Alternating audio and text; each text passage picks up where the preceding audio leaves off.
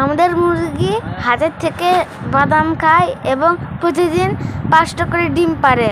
কোনোটা ছোট এবং কোনোটা বড়। দেখুন কিভাবে খাচ্ছে। একটা মুরগ, তা এদের বয়স 6.5 মাস, 7 মাস হবেই। এই মুরগিগুলো সব কিছুই খায়।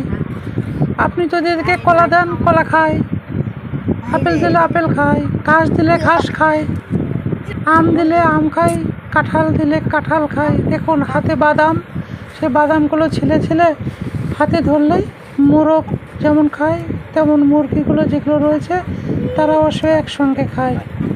দেখছেন, আমরা সবাই মিলে মুরগিকে খাওয়াই, খুব আদর করি মুরগিকে। প্রত্যেকটা দিন ডিম দেয়।